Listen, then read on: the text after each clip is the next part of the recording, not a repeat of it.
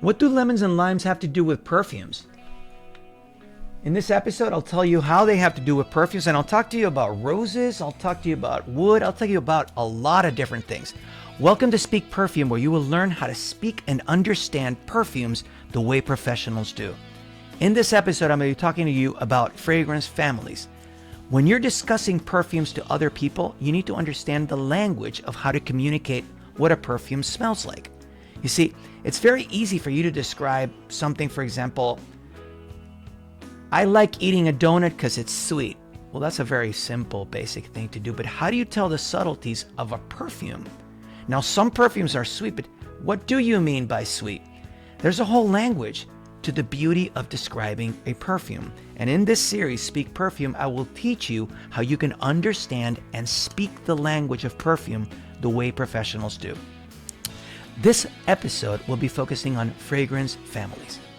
Whenever you describe a perfume, you need to understand that whatever smell the perfume has fits within a fragrance family. So when you're talking to other people that know how to describe perfumes, we always begin by the fragrance family that fragrance fits within.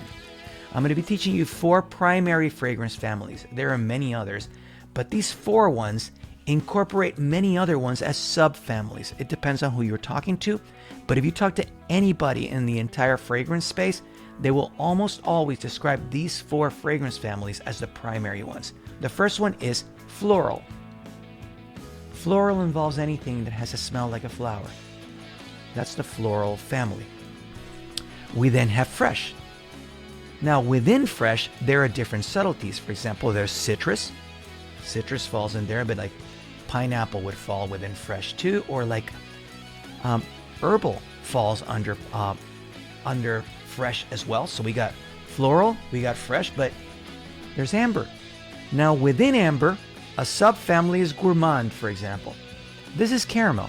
Caramel falls under amber, but there are many other fragrances that actually have an amber feel to them, and it falls under the amber family, which leads me to the final family, which is woody. Now this is cedar wood.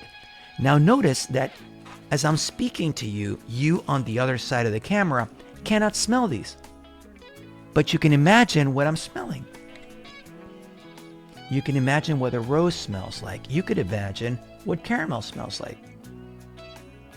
So when you describe a fragrance to someone else, you need to be able to have the language to be able to speak it and describe it to others.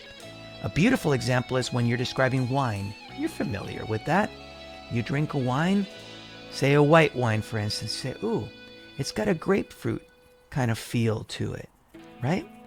Or if you're talking, and that would be like a Sauvignon Blanc, for instance, or for example, you would be drinking a Merlot. Well, a Merlot is a red. It has a deeper feel to it. And you can describe it in a different kind of language. Fragrances are the same. In fact, fragrances are all about storytelling. So when you're describing a fragrance, you're actually telling the story of how the fragrance unfolds. What you have is the families. Within the families, there are notes. There are top notes. There's the heart note. There's the base note. And we'll be describing all of these. In this episode, we're focusing on the fragrance families. So let me give you some examples for these. So let's talk about the gourmand subfamily that falls under amber. Now, you may be familiar with the concept of the smell of caramel, but now I'm going to apply it to a fragrance. A very good example that you may try, if you're familiar with it,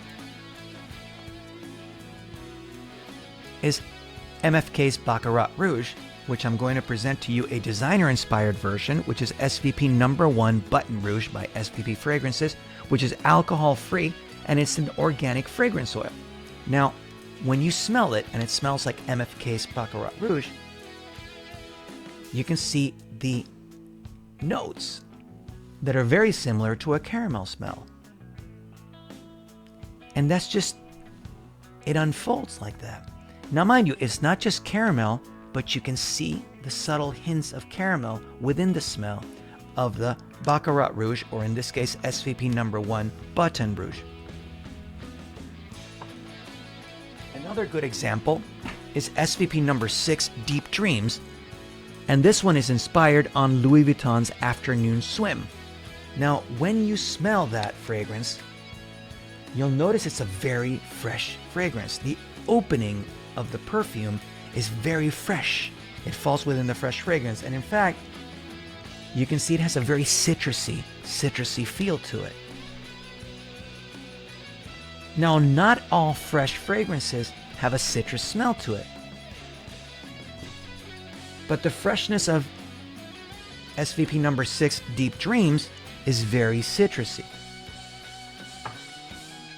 Let me give you a different example. In this example, I'm going to give you SVP number 9 Grand Tobacco, which is based on Tom Ford's vanilla. So the best part about it all, it's tobacco vanille. Tobacco vanille has a real woody smell to it. It definitely has a tobacco smell to it. I can sense some vanilla in it, which would have some hints of the gourmand, but there's definitely a very distinctive wood smell to it. It's a very woody fragrance. And you'll notice there are differences for that. But notice how I'm able to communicate and describe each of the fragrances differently. And that's the beauty of the language of fragrances. And in this series, we're going to be discussing the language of fragrances, or how to speak perfume, which leads me to a special invitation. We have a very, very special free resource which you can visit called speakperfume.com. When you go to speakperfume.com, what you will find is that it's a destination designed to learn the language of fragrance. This is a free website. When you go into it, you'll find all information about fragrance families, you'll see ingredients, you'll see perfumes, you even have a quiz where you can find your own scent. What matters to you? What do you like? Take the scent quiz. See what will be your signature scent based on your tastes. Now, when you go down, Speak Perfume, you can sign up for free to the Speak Perfume newsletter, where you will receive education, ingredient spotlights, and a lot of content based on all that's going on in the world of perfumes. There's many featured articles. For example, the 5 fragrances every man should own. We go into perfume oils versus spray perfumes, and that's just today. We've got understanding top, heart, and base notes. All of this, fragrance families and ingredient spotlight, where you can really drill down on the ingredients of perfumes. All of that information is available to you for free at speakperfume.com. I highly encourage you to sign up to the free newsletter. Very valuable opportunity. If you want to stay connected, I encourage you to go to instagram.com/SVP Fragrances. Follow SVP Fragrances, which constantly provides valuable information on how to learn about fragrances and choose the best signature scent for yourself. All of this is made possible by svpfragrances.com. Organic, non-toxic, designer-inspired perfumes which are verified pure. I want to show you that every one of the bottles that I've shown you on the back has a QR code. That QR code is a code that tells you every single one of the ingredients that's in this one specific bottle of fragrance. That's this bottle. You can verify for yourself the quality and the purity of the ingredients in your fragrances with SVP Fragrances. And here we go. In this episode, we spoke about the 4 primary fragrance families. There was floral, there was fresh, there was amber, and there was woody. And combined, they set the groundwork where you can start describing different perfumes.